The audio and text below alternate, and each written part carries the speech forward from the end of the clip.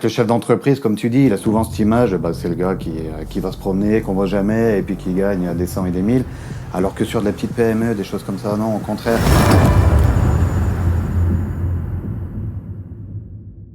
Bienvenue sur Speak Up, l'émission qui vous parle de parcours de business, de vie, de combat.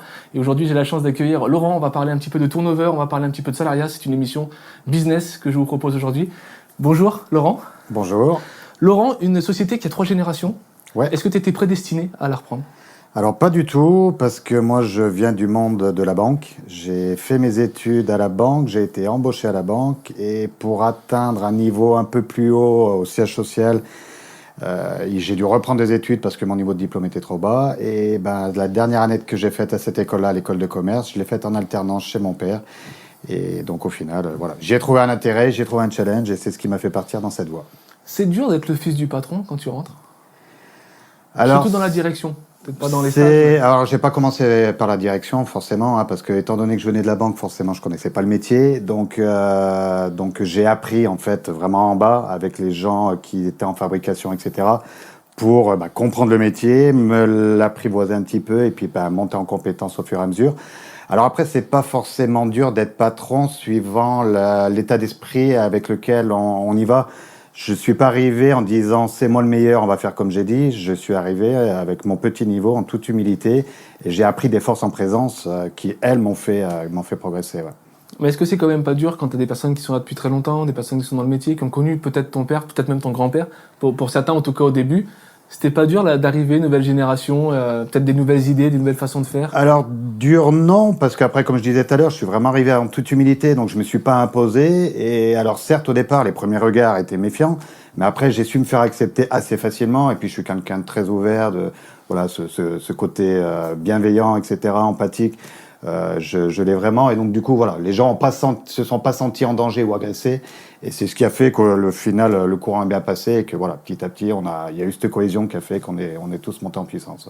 C'est une société qui a grandi, que t'as fait grandir. Ton grand-père était parti de très bas. On avait vu quelques images où c'était vraiment le petit menuisier dans un premier temps. Ouais, très très bas, puisqu'il avait un petit atelier. Enfin, il a commencé à faire des supports pour les télévisions qui apparaissaient à son époque. Et il les fabriquait avec des tubes de vélo, il s'était tressé, et puis il partait faire toute la France avec son petit fourgon, avec sa fabrication, il revenait, il refabriquait. Et donc il est parti vraiment d'une petite entité, et puis après il a développé. Et en 82, quand il a arrêté, et qu'il y a eu une scission d'entreprise en 3, parce que c'était devenu tellement gros que mon père se sentait pas encore, était un peu jeune et se sentait pas de reprendre toute l'affaire.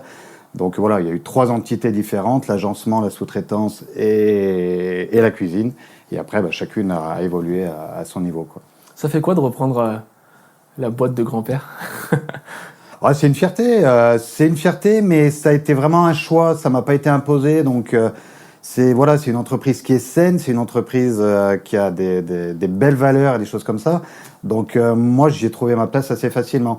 Mais ça n'a pas été une contrainte. C'est, comme je disais tout à l'heure, ça a été choisi.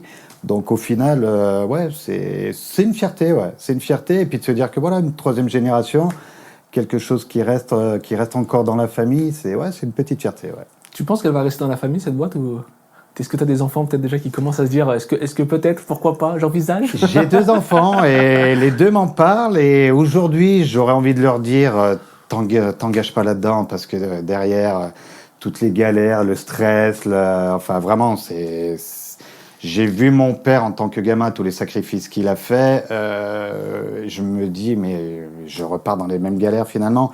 Mais au final, on s'enrichit, on apprend des choses, et je leur l'imposerai pas, je les forcerai pas non plus à la reprendre, et voilà, après ils feront ce qu'ils voudront, mais on verra. C'est marrant parce qu'en fait, le fait de voir ton père faire des sacrifices, est-ce que toi, tu en as fait moins de sacrifices ? Est-ce que tu as pu peut-être tirer les leçons de ce que ton père a pu faire en sacrifice ? Non, parce qu'au final, je reproduis les mêmes choses. Ça demande énormément de temps, d'énergie. Et c'est vrai que le mental en pâtit, et c'est vrai que quand on rentre à la maison, qu'on a passé une mauvaise journée parce que telle situation, malheureusement c'est la famille la première exposée, et voilà. Et bon, les enfants, je les vois pas grandir, etc. Alors après, on on vit bien, mais c'est beaucoup de sacrifices. Ouais. C'est marrant parce qu'on entend souvent un peu des burn-out de salariés, des burn-out de personnes qui sont cadres, mais en fait on parle jamais vraiment du dirigeant, de ce qu'il vit, de la pression qu'il peut avoir. On a toujours l'impression que le dirigeant, en fait, tout va bien, tous les gens travaillent pour lui, mais en fait c'est pas le cas, notamment dans les... Oh, t'es quand même une bonne structure quand même, t'as 40 employés. Ouais, on est 36. Ouais. Donc qu'est-ce que tu pourrais dire par rapport à ça? C'est dur d'être chef d'entreprise aujourd'hui? Ah, c'est super dur. C'est super dur et enfin là, on a passé une période entre le Covid et tout ce qui a suivi derrière. Le burn-out, si j'avais pas les deux pieds dedans, c'était pas loin. Et c'est vrai que le chef d'entreprise, comme tu dis, il a souvent cette image, c'est le gars qui va se promener, qu'on voit jamais, et puis qui gagne des 100 et des 1000. Alors que sur de la petite PME, des choses comme ça, non, au contraire, vu qu'on est des petites structures, on n'a pas un service RH, un service ci, un service ça, donc on fait un petit peu tout. Après, il faut bien s'entourer, trouver les bons collaborateurs, et aussi savoir sortir un peu de son bureau, quoi. Et c'est vrai que les réseaux, les choses comme ça permet entre chefs d'entreprise des moments d'échanger un peu et de se dire, bah voilà, c'est telle galère, ah ouais, mais moi aussi, alors moi j'ai fait ça. Donc, retrouver un peu d'entraide et surtout ouvrir un peu les yeux, quoi. Ouais, et puis respirer. Sortir du cadre professionnel tout le temps. Et justement, j'allais venir là-dessus. Est-ce que la famille, notamment ta compagne, c'est un pilier dans la vie professionnelle, même si elle n'est pas forcément dans la boîte? Est-ce que c'est important d'en parler à la maison pour souffler, ou est-ce que tu n'en parles pas du tout? J'en parle un peu, et puis, alors déjà, c'est un pilier à la maison. Et alors, et étant donné que j'y suis un peu moins, c'est très important. Et à côté de ça, c'est quelqu'un qui communique beaucoup. Donc c'est vrai que quand ça va pas, etc., j'ai pas l'habitude de parler beaucoup. Par contre, elle va me pousser à me sortir que je sorte les mots, etc. Et ça fait du bien, ouais. En fait, je te pose cette question parce qu'on a souvent des gens, en fait, qui ont un travail et qui perdent leur vie de famille ou leur vie de couple par rapport à leur travail parce qu'ils sont trop investis ou qu'ils y croient réellement et qu'ils n'ont pas envie de laisser leur rêve. C'est pour ça que je voulais avoir un peu ton avis par rapport à la vie d'entrepreneur. Mais c'est super important, ouais, parce que enfin, je sais plus comment est le proverbe. Enfin, ça parle de divorce, dépôt de bilan et je sais plus quel est le proverbe. Dépression. Et voilà. La triplette gagnante. C'est ça. Là, il y a un cercle vicieux qui est très mauvais. Et non, c'est vrai que ma femme là-dessus, elle est vraiment importante. Ouais. Alors, tu es là aujourd'hui vraiment pour parler un petit peu de tout ce qui est salarié, ton management. Tu as une entreprise où il y a presque zéro turnover. En fait, tu as vraiment à garder les gens. Ouais. C'est quoi la recette magique, puisqu'aujourd'hui, c'est très compliqué, on a l'impression? La recette, elle n'est pas compliquée, en fait. Il faut juste s'intéresser aux gens, quoi. On est une entreprise familiale avec des valeurs familiales. Comme je leur dis, nous, on n'est pas une pyramide. Il n'y a pas le patron en bas et les salariés en bas. Je leur dis, on est sur un bateau. Il y en a qui rament, il y en a qui donnent la direction, mais je veux dire, on est tous au même niveau. C'est de la bienveillance, c'est prendre soin d'eux, les considérer. C'est simplement d'être humain, quoi. Et aujourd'hui, alors certes, il y a l'environnement de travail aussi qu'il faut travailler pour vraiment avoir des bonnes conditions de travail. Et ça, chez nous, c'est le cas. Mais je pense que l'humain aujourd'hui, et on y vient de plus en plus. Le management a vraiment changé par rapport au management de mon père, et même de mon grand-père, où vraiment tu pouvais dire à un salarié, je t'emmerde. Non, aujourd'hui, tu peux plus. Il faut être dans la bienveillance, il faut être dans l'empathie. Et moi, je sais que mes gars, s'ils ont besoin de moi, je serai toujours là pour les aider. Et il y en a beaucoup que j'ai aidés sur plein de choses, même sur du perso. Et après, tu sais que derrière, le gars, il se sent bien chez toi et que le jour où tu auras besoin de lui, il te le rendra, quoi. C'est du donnant-donnant, en fait. On va revenir un petit peu là-dessus, mais en fait, tu as dit un mot qui était important, c'est la bienveillance. Mais est-ce qu'aujourd'hui, être trop bienveillant, est-ce que les gens ne peuvent pas s'en utiliser? Tu sais, la fameuse expression, on te donne ça, en fait, tu prends ça. Il y en a, et il y a même un côté vicieux, c'est qu'en étant trop bienveillant, si tu prends les choses trop à cœur, moi, je sais qu'il y a des moments où j'ai super mal dormi ou même pas dormi du tout parce que j'ai eu un salarié où ça s'est frité, où finalement, je me suis senti un peu, compliqué des moments d'encaisser les coups parce que tu prends les choses à cœur, mais parce que au final, ton caractère est comme ça. Mais c'est vrai qu'il y en a qui en abusent, mais enfin, il faut pas non plus tout généraliser. Oui, mais t'es obligé quand même d'avoir une certaine rigueur, une certaine justesse, de dire aux gens, là, c'est bon. Ah, mais il faut. Voilà, c'est ça. C'est pas juste être gentil, courtois, bienveillant. Il y a un moment aussi où il y a une société à faire marcher, et puis on le sait, quand on gère des équipes, si des gens se sentent plus valorisés que d'autres, ça peut être compliqué à gérer. Bien sûr, et puis en plus, maintenant, tu as le côté intergénérationnel. Il y a toute la génération des salariés de mon père qui ont 30, 35 ans de boutique, et puis tu as tous les jeunes qui viennent de rentrer. C'est des savoir-faire différents, c'est des caractères différents. Ils sont 28 en bas à l'atelier, c'est 28 caractères différents. Donc, des moments, je dis que c'est une cour maternelle, mais on n'en est pas loin. Si ça va parler, ça machin, enfin... Il faut savoir gérer ça, et après, voilà, il y a des hauts, il y a des bas. Mais bon. Et comment tu le gères? C'est vraiment dans de la discussion, dans de la communication? Tu fais des réunions? Tu prends les gens un petit peu en indépendant? Enfin, tu fais des suivis? Après, j'ai mon chef d'atelier qui essaye d'assurer cette cohésion, etc. Et puis après, oui, on essaye régulièrement de faire des petites réunions collectives ou se faire... L'hiver, on va se faire quelques huîtres, un bout de vin blanc, etc. L'été, on va se faire un barbecue. Des moments où on va se retrouver entre nous, même des départs à retraite, on va se retrouver entre nous, en dehors, on va dire, du cadre purement professionnel. Et ça permet d'échanger plus facilement. Les entretiens individuels, là, je viens d'y passer il n'y a pas longtemps, je les ai fait tous passer. Et au final, j'ai trouvé ce moment super intéressant. Parce qu'un moment privilégié entre le salarié et son patron, un peu hors du temps, entre guillemets, c'est génial parce que tout le monde y trouve son compte. T'apprends des choses et eux, ils désacralisent un petit peu le patron. Et ce que je leur dis toujours, enfin, vous me connaissez, vous avez besoin de quelque chose, vous avez envie de parler, le bureau est toujours ouvert. Mais c'est vrai qu'il y en a beaucoup qui n'osent pas monter, alors je ne sais pas pour quelle raison. Et donc ces petits entretiens, ouais, ça m'a permis de créer des liens, d'avoir des petits retours sur plein de choses, et c'est très intéressant. Ouais. Est-ce qu'on peut parler rapidement de ton chiffre d'affaires? Tu nous donnes un chiffre en fait spécifique. Pourquoi? Parce que des fois, quand on entend ces discours, on a l'impression que c'est des toutes petites entreprises qui font pas forcément du gros chiffre d'affaires et qui ont du temps en fait à accorder aux gens. En fait, c'est pas vraiment ton cas. Tu as quand même une société qui tourne, qui a 3 générations.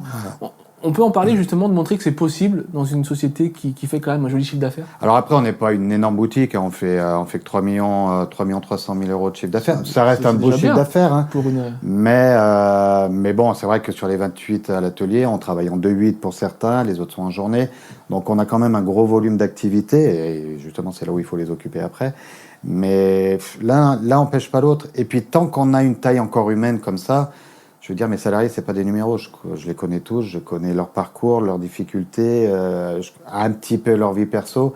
Donc, non, ça n'empêche pas. Après, voilà, je dis pas si on est une boîte à 500 personnes, c'est différent, tu peux pas connaître tout le monde. Sur des structures comme ça, même si on fait 3 millions de chiffre d'affaires, c'est facile. Mais tu as envie, toi, de grossir et de devenir plus gros, ou est-ce que là, ça te suffit?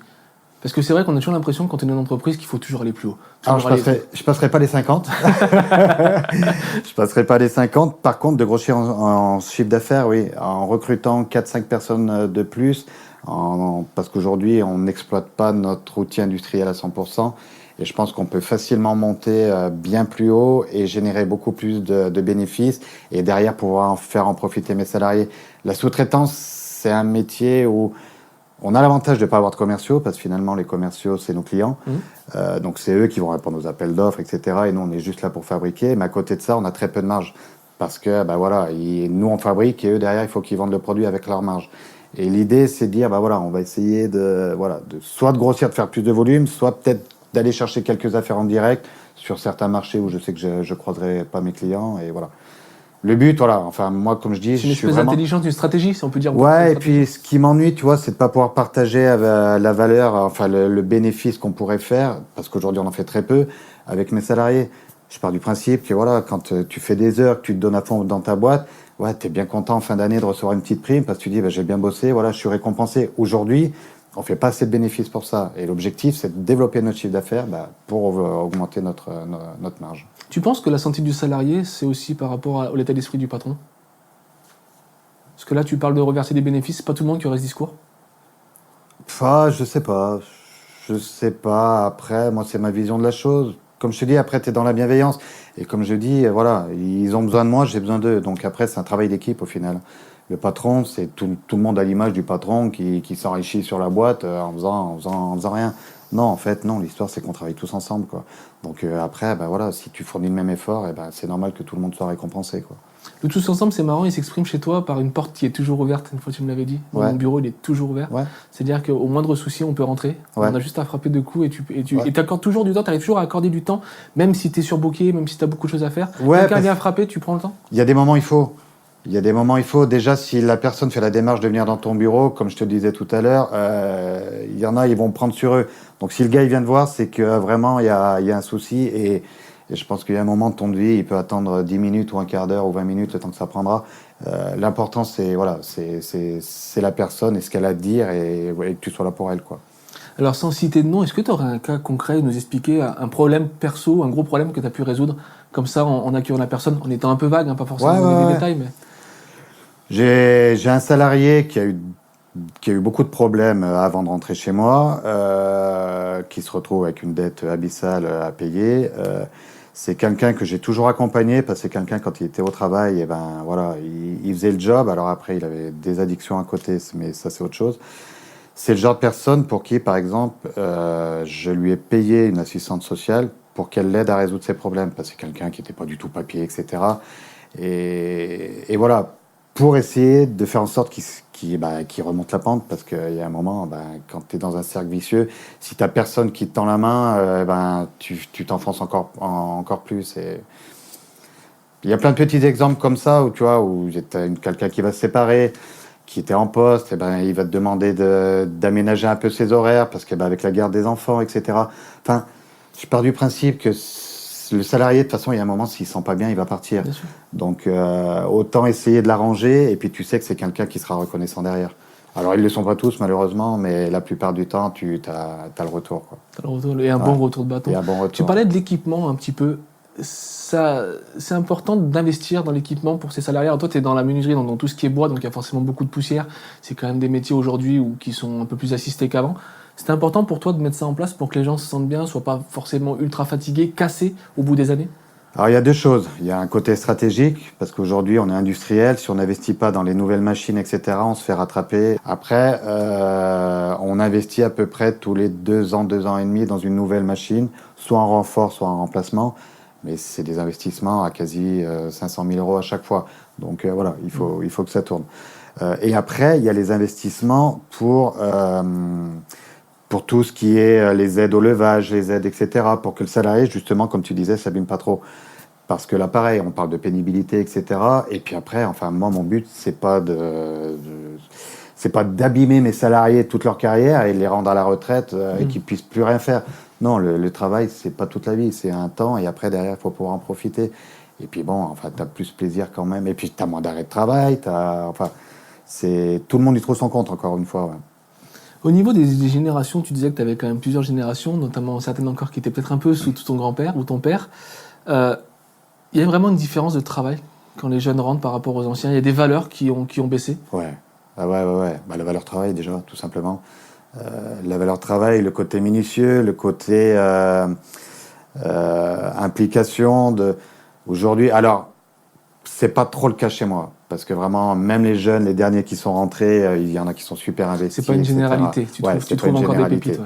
Mais avant, comme je te dis, il y a très peu de turnover. Moi, les 35-40 ans de carrière dans la société, c'est monnaie courante. Je suis pas sûr que sur la nouvelle génération, ça se passe comme ça, même s'il y a ce côté bienveillance, s'il y a ce côté bien-être au travail, etc.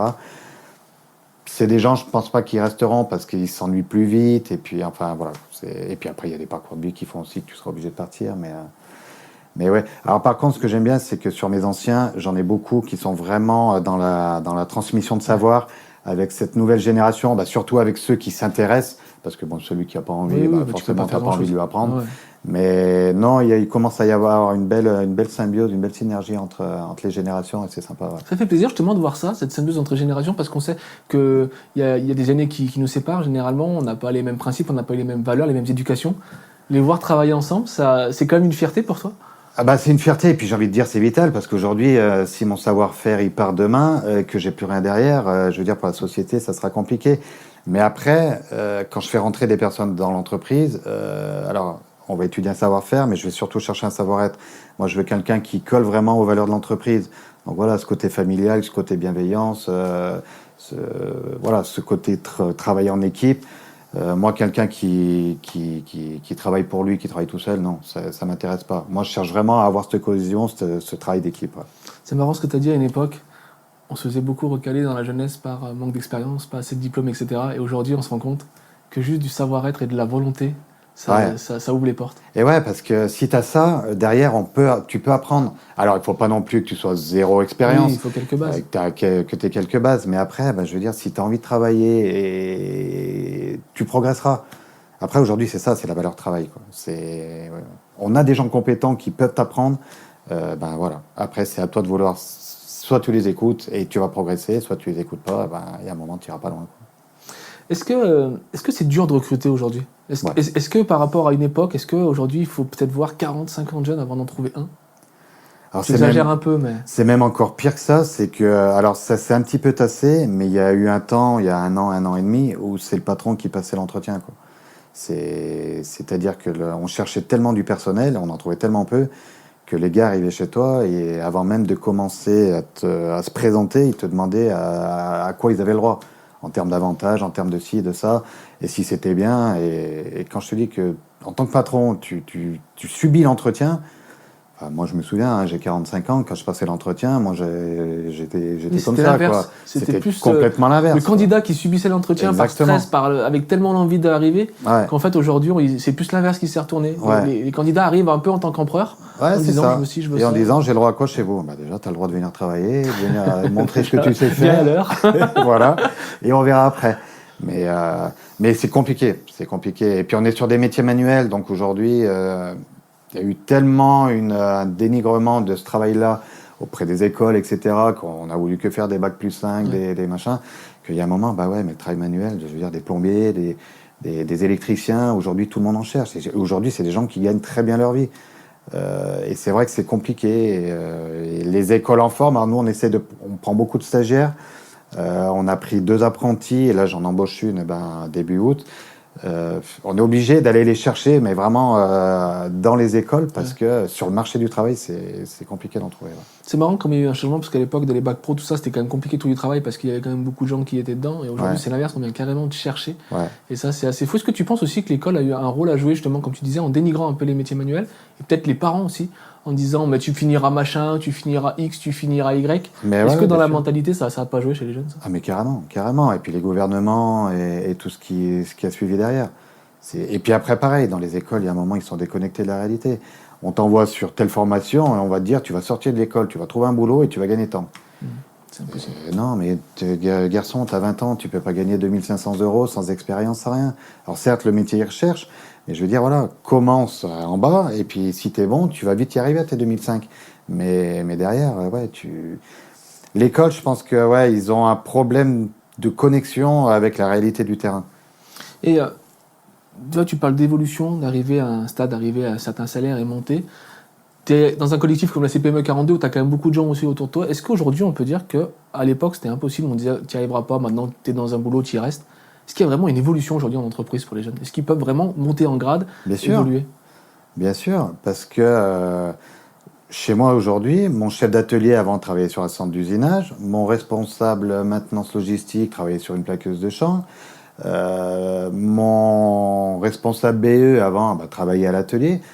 Il y a des perspectives. De toute façon, il y a toujours un moment où des postes ils vont se libérer. Donc après, à toi d'avoir l'envie. Quand je fais des recrutements sur des postes comme ça, je les propose toujours en interne. Même si les gens n'étaient pas voués à ça, mais j'ai fait évoluer des gens à des postes auxquels j'aurais jamais soupçonné les voir. Mais eux avaient envie, et puis derrière, je vois que ça marche, quoi.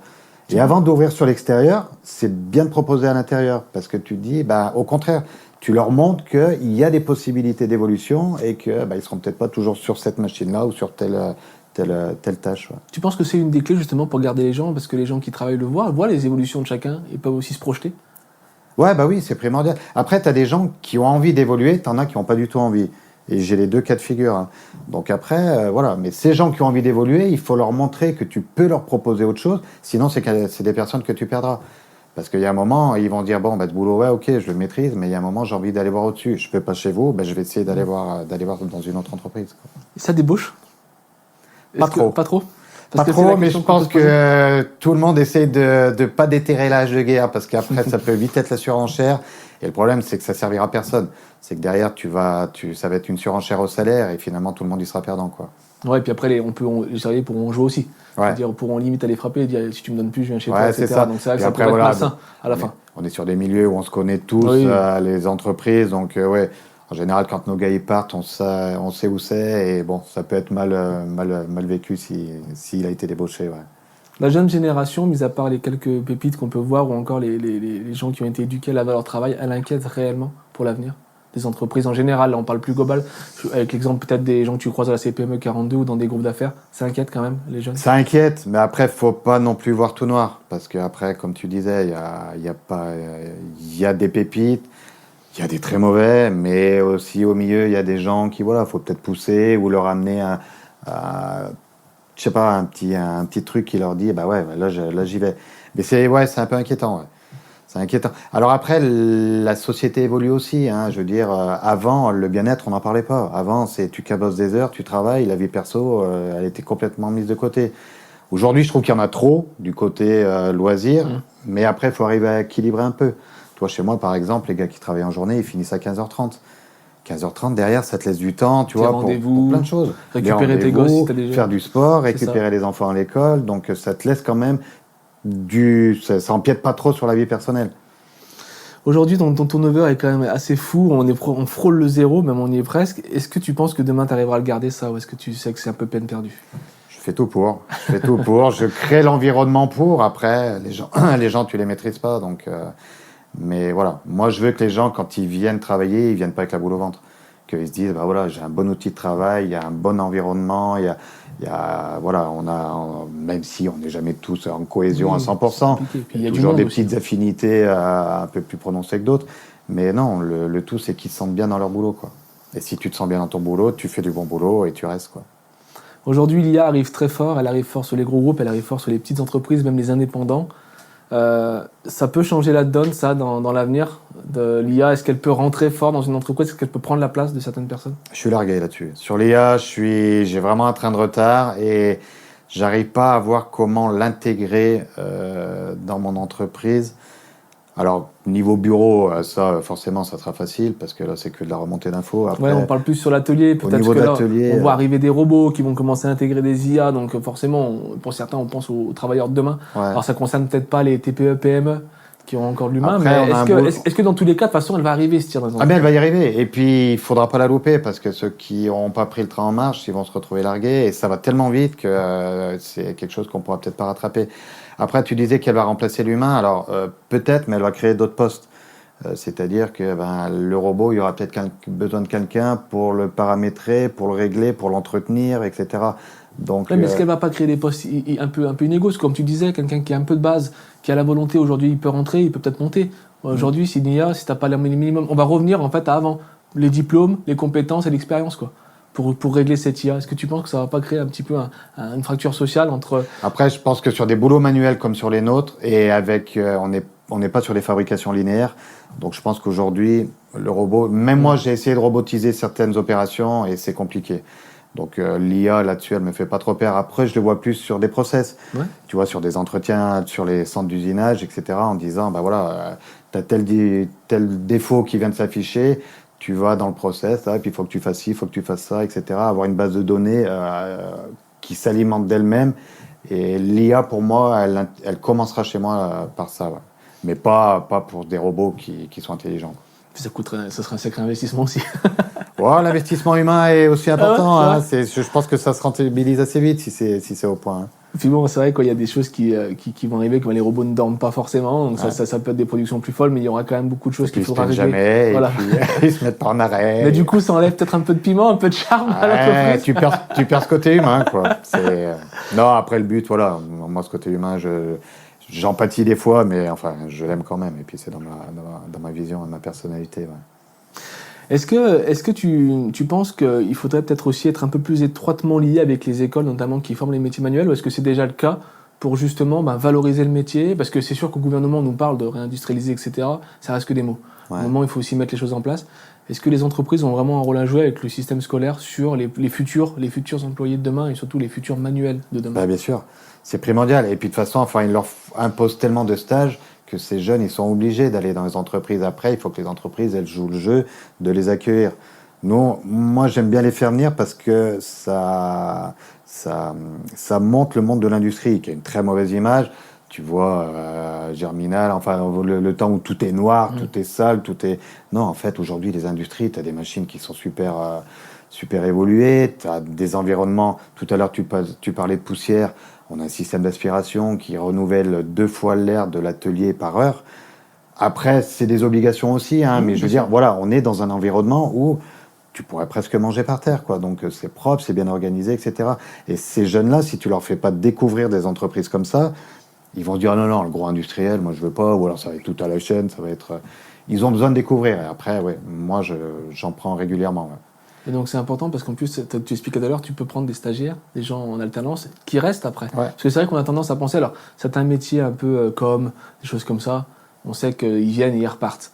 Mais là, il y a vraiment de l'emploi, il y a vraiment des possibilités quoi, pour ces gens. Ouais. Ah ouais, bien sûr. Bien sûr. Et alors moi, je suis un produit de l'apprentissage. J'ai fait le bac, j'ai été en apprentissage. J'ai fait l'école de commerce, j'étais en apprentissage. Donc le système, j'adhère à 200%. Et, et donc les 2 apprentis que j'ai pris là, j'ai même pris 2 filles. J'ai fait rentrer une fille à l'atelier alors qu'avant il n'était pas du tout féminisé.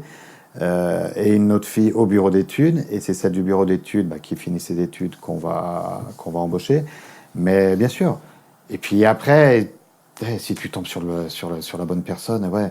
Et qu'elle se sent bien aussi, encore une fois, parce que elle aurait pu partir ailleurs, mais finalement, elle a un environnement au bureau et même à l'atelier, tout se passe bien, il y a ce côté convivial, etc., qui fait qu'elle s'y sent bien, quoi. On entend souvent le salaire homme, le salaire femme. Tu parles un petit peu plus de filles qui arrivent aussi dans l'industrie. Est-ce qu'elles sont à la même échelle ou est-ce qu'il y a encore ces décalages? Peut-être chez toi, parce qu'on avait toujours dit, c'est vrai que des fois le patron peut aussi faire l'effort de mettre à la même échelle.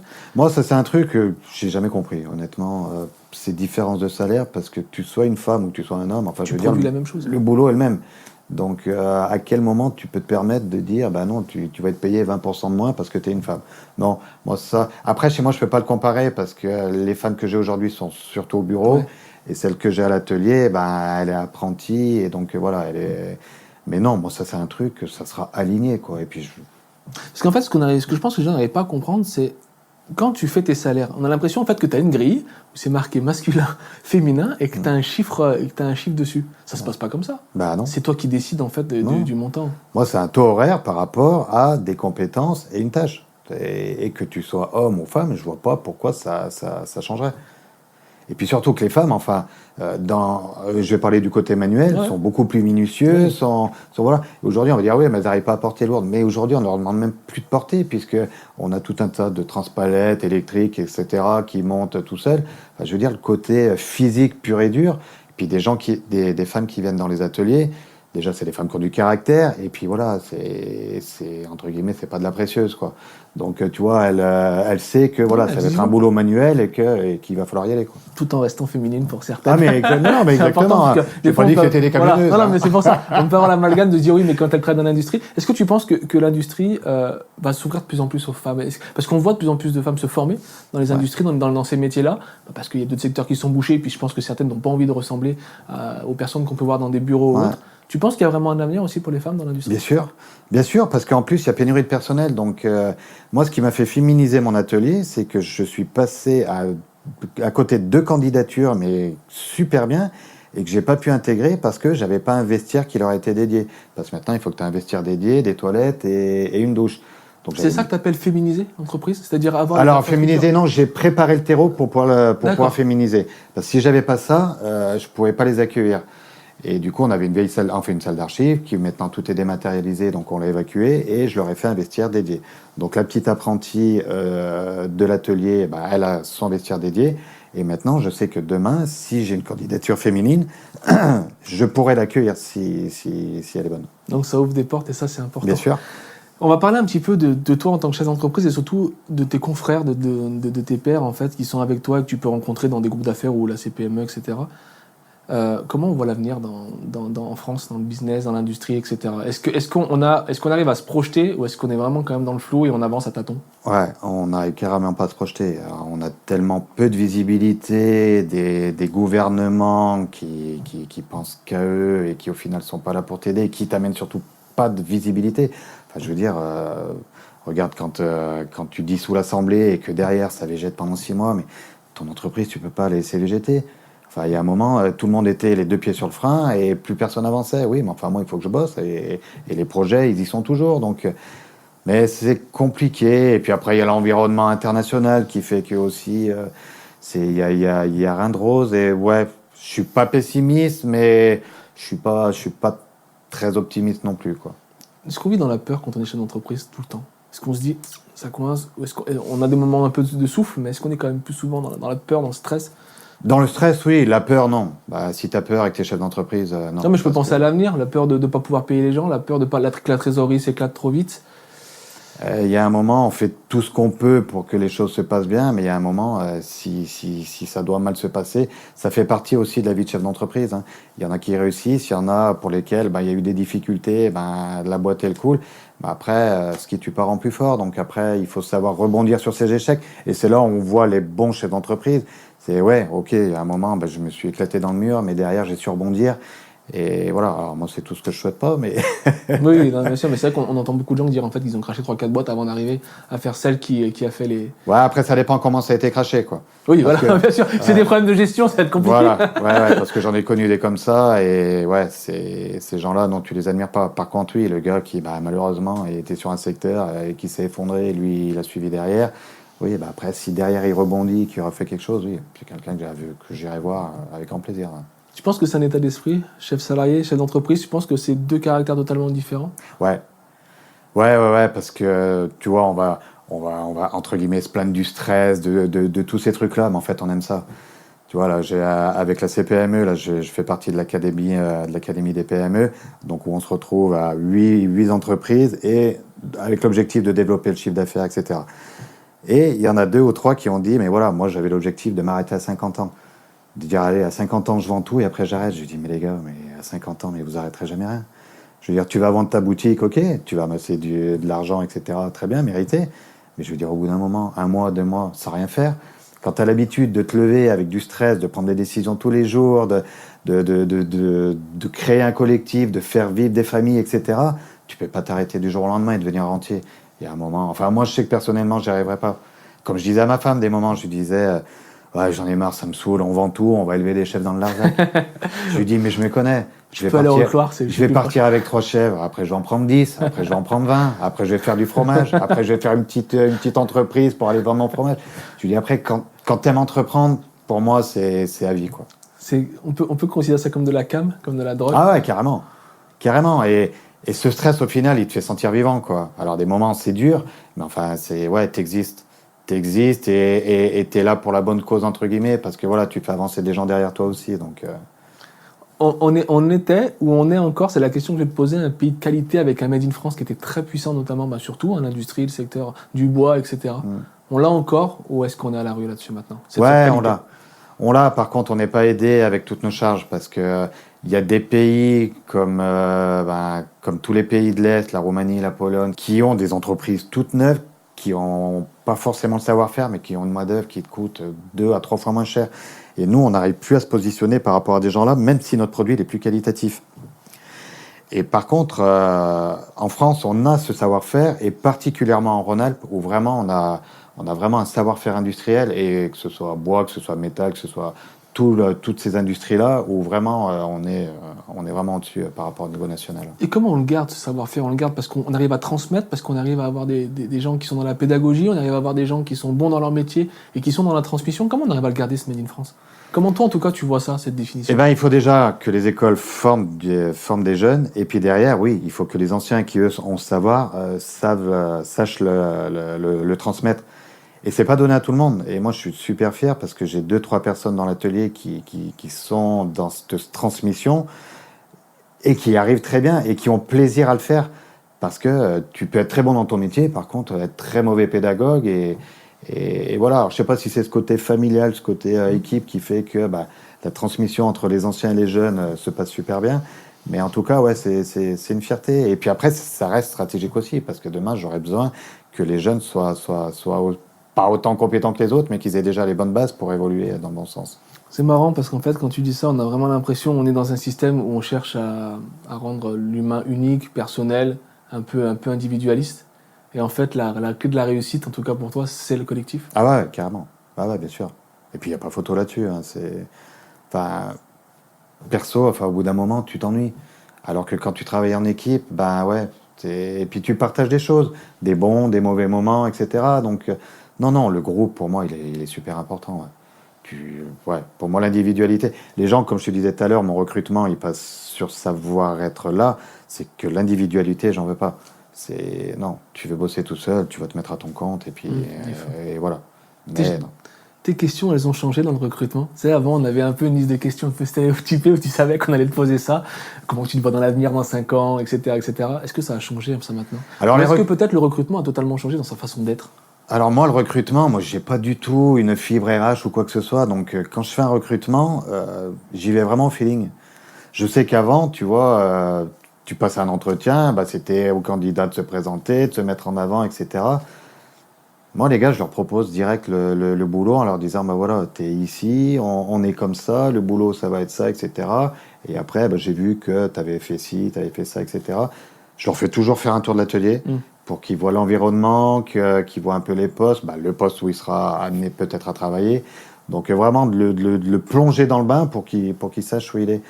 Mais j'ai pas non vraiment de questions type ou de peut-être à tort, hein, mais c'est vrai que je marche beaucoup au feeling. Ouais, ça c'est important. Qu'est-ce que tu pourrais dire aux jeunes qui nous regardent, qui sont peut-être des fois perdus dans le monde du travail, qui savent pas trop, qui ont ce gros problème de réseaux sociaux en se disant je vais faire influenceur alors que personne ne se rend compte de la charge que ça peut être. Qu'est-ce que tu aimerais leur dire à ces jeunes? Ou peut-être aux jeunes qui ont la fibre industrie, qui ont la fibre manuelle, et qui savent peut-être pas quoi faire de ces mains. Ben, venez nous voir. Venez nous voir, c'est ça, simplement. Allez, soyez curieux. Allez voir les entreprises. Allez. Il y a souvent des entreprises qui font des journées portes ouvertes ou des choses comme ça, ne serait-ce que par les stages. Va découvrir des choses que tu connais pas et tu vas peut-être te rendre compte que ce métier, tu n'y pensais pas du tout, mais en fait, tu adores. Ma fille qui a 15 ans a fait un stage de seconde avec une copine qui est dans l'immobilier. Elle a adoré, alors qu'elle pensait partir sur les chevaux, etc. Enfin, soyez curieux, allez voir, allez découvrir, et il y a un moment, il y a peut-être un truc qui te dira, ah ouais, mais ça peut être sympa, ça. Et puis peut-être que ça ne le sera pas, peut-être que tu vas te planter, mais au moins tu auras essayé quelque chose, et après, derrière, tu vas te dire, en ayant fait ça, finalement, je pense que je préfère faire ça. Il faut être curieux, et par contre, ouais, les réseaux, c'est une catastrophe. Ouais, Tu le sens ça? Tu le ressens peut-être que les jeunes sont trop axés réseau, trop axés apparence, trop axés sur des choses qui sont virtuelles? Je le vis ne serait-ce que par mes enfants, donc 15 ans et 11 ans. Mais c'est vrai que non, enfin, on est dans un monde qui évolue vraiment pas dans le bon sens pour moi, parce que on perd ce côté proximité, ce côté relation entre humains, tout simplement, quoi. C'est pas parce que tu as 10 000 followers que tu es une star, en fait. Non. Tu connais qui, en fait? Personne. Donc, non, pour moi, l'échange humain, le bune-bune, enfin, il y a que ça de vrai, quoi. Puis il y a aussi une réalité, je pense, qui est pas vue, c'est que tu peux avoir le jour J, même 1 million de followers, et le lendemain, Mais c'est ça. plus rien à voir. Ce que tu ne peux pas avoir quand tu crées une carrière. Ouais, exactement. Parce que Une carrière, derrière, ça se crée, tu t'attaches à une personne et tu connais ses valeurs et tu connais son parcours et tu connais que sur Internet, tu connais quoi? Juste ses vidéos. Et finalement, c'est rien. Il y a pas de concret. Enfin, il n'y a pas de concret. C'est méchant de dire ça, mais bon, il n'y a pas, pour moi, voilà. L'humain, l'échange humain, aller manger ensemble, aller faire une petite soirée, aller boire un coup, ça, c'est des partages. Non, partager une vidéo, non, pour moi, c'est... Est-ce que tu as eu, parce qu'on parle souvent de valorisation, bon, on parle de productivité, on parle de chiffre d'affaires, on parle d'évolution, ok. Est-ce que tu as quand même eu des fois des personnes, des ouvriers, qui t'ont remercié pour le travail que tu leur donnes, qui sont revenus peut-être après la retraite pour te dire merci? Est-ce que tu as déjà eu des choses comme ça, des cas où tu t'es dit, là, je suis fier de ce que je fais? Ça t'est arrivé ou pas? Ouais, j'en ai un exemple plus flagrant, c'est que là, ça fait 1 an que j'ai un de mes anciens retraités qui vient travailler chez moi 15 jours en intérim, tous les mois. Parce que il aime son boulot, parce qu'il s'embêtait aussi un peu à la retraite, il le disait, et puis mine de rien aussi, ça lui fait un complément de salaire. Et au final, et voilà, de retrouver cette entreprise, de retrouver c'est l'odeur du bois, les collègues, etc. Ouais, c'est quelque chose qui lui manquait. Et ouais, c'est là où tu te dis, finalement, il est parti, mais il était bien, quoi. Il aurait peut-être pu rester plus longtemps. Et même souvent, ceux qui sont partis arrivent à revenir. Tu vois, le temps d'un café, le temps de, voilà, je vais dire bonjour à un tel ou machin. Et je les autorise, mais avec grand plaisir. Et de les revoir, et alors comment ça se passe la retraite, etc. Et c'est toujours sympa. Pas tous, hein, mais il y en a beaucoup qui reviennent après, ouais. Tu parles un peu d'isolement au niveau des patrons, et quels sont les moyens, en fait, pour ne pas être isolé quand tu es patron? Est-ce qu'il y a des choses à faire? Ouais, sortir de son bureau, aller voir d'autres patrons, aller faire des réseaux et partager des expériences. Le partage d'expériences, il est super important entre patrons parce que, voilà, on a tous été confrontés à un moment donné à des difficultés que peut-être d'autres ont eu aussi, et de se dire, voilà, moi je m'en suis sorti comme ci, comme ça, j'ai fait appel à telle personne. Le partage d'expériences entre pairs, ouais, il est super important, et Et ça te sort un peu de ton isolement, et puis même de passer un moment, voilà, entre chefs d'entreprise, ou que ce soit salarié ou chef d'entreprise, baste la posture, mais de se dire oui, en fait, non, on n'est pas tous derrière notre bureau, notre écran d'ordinateur à travailler, non. Voilà, on a des choses à partager aussi entre nous, qu'on soit de n'importe quel bord, de n'importe quelle profession, petite PME, petite TPE, grande société, etc. C'est de se voir, c'est super important. Ouais. Et puis ça peut être enrichissant. Après, est-ce que tu as aussi un sas de décompression? Est-ce que tu as quelque chose qui te permet de décompresser? Moi, je sais ce que tu as pour décompresser. Oui, parce que je tiens même petit à petit. Voilà. Mais est-ce que c'est important, ça, vraiment? Alors, c'est très important. C'est super important, c'est même primordial. Moi, j'ai fait Alors, pour ceux qui nous écoutent, c'est du golf. Hein. Ouais, mais je viens du foot. Ah, aussi. Je viens du foot, je fais du foot depuis que j'ai 7 ans. J'ai été toujours gardien de but, et c'est finalement rigolo parce que tu vois, gardien de but, tu te dis, je revois le capitaine du navire qui est derrière, et tu vois, au foot, finalement, c'était pareil. Ouais, c'est vrai que tu as une vision globale au foot. Quand tu es gardien de but, tu vois un peu tout ce qui se passe. Pareil. Et donc, j'ai fait du foot pendant 37 ans. Gardien de but, c'est un métier, un poste qui est assez dur physiquement, parce qu'au bout d'un moment, force de plonger de partout, t'as mal de partout. Et... Moi, tu toujours dit qu'il fallait être fou pour être gardien. C'est vrai. De toute façon, gardien, il va mettre la tête là où personne ne mettrait le pied. Hein. Donc, si tu poses pas le cerveau dans le sac avant d'entrer sur le terrain, faut être un peu fou là-dessus. Et donc, pour tout ça, pour en dire que c'était primordial, c'est que quand j'ai arrêté, parce que physiquement, j'y arrivais plus, il fallait absolument que je retrouve un autre sport, parce que tu as besoin de ce moment où soit tu vas te défouler, soit tu vas penser à autre chose, soit voilà. Et je suis parti sur le golf, et le golf m'a amené énormément là-dessus. J'ai eu un peu peur au début, parce que en étant toujours dans le collectif, depuis tout gamin, de partir sur un sport qui est un peu plus individuel, je me suis dit ça va pas te correspondre, et finalement, mais j'ai trouvé ça m'a amené beaucoup plus de sérénité que m'amenait le foot. Et donc cette activité à côté, elle est primordiale. Il y a des gens qui courent, il y a des gens. Je pense que tu as très peu de patrons qui ont aucune activité annexe, parce qu'il y a besoin de se défouloir. Ouais, mentalement, et puis aussi physiquement. Et physiquement et tout, quoi. Ouais. Donc en fait, les bases, c'est important d'être bien entouré d'un point de vue famille et amis, d'avoir un soupape de sécurité, et puis de rencontrer un peu ses pairs. Ouais. C'est vraiment les 3 bases. Ouais, tout à fait. Ouais. Merci Laurent, merci d'avoir partagé ton histoire, merci d'avoir partagé un petit peu justement ce zéro turnover. Donc on l'a compris, c'est avant tout l'humain pour toi. C'est également aussi mettre des moyens dans le travail pour que les gens aient moins de pénibilité, que pour leur santé ce soit mieux, de la bienveillance. Et en fait, ce que j'ai surtout apprécié, je trouve que c'est cette image que tu as pu donner du bateau. C'est-à-dire qu'aujourd'hui, on n'est plus sur un système pyramidal. C'est un peu aussi ce qu'on a pu entendre lors de la dernière interview avec Romain le militaire, qui disait on est dans une barque, et si on rame pas ensemble, on ira nulle part. Et ça, je trouve que c'est important. Ouais. Merci Laurent. Je vous rappelle, n'hésitez pas à vous abonner, à liker et à commenter. N'hésitez pas aussi, et si vous avez des histoires formidables, des choses à raconter, ou des personnes qui ont des vécus formidables, à nous l'envoyer directement sur le mail qui s'adresse en bas de l'écran. Et puis n'oubliez pas, Speak Up, c'est avant tout des parcours, c'est des histoires de vie, mais c'est également la possibilité de montrer qu'il y a des choses qui existent, qu'il y a des personnes qui sont là pour faire un monde meilleur. Et c'est ce qu'on souhaite vraiment mettre en avant dans Speak Up. Merci, abonnez-vous et à très vite.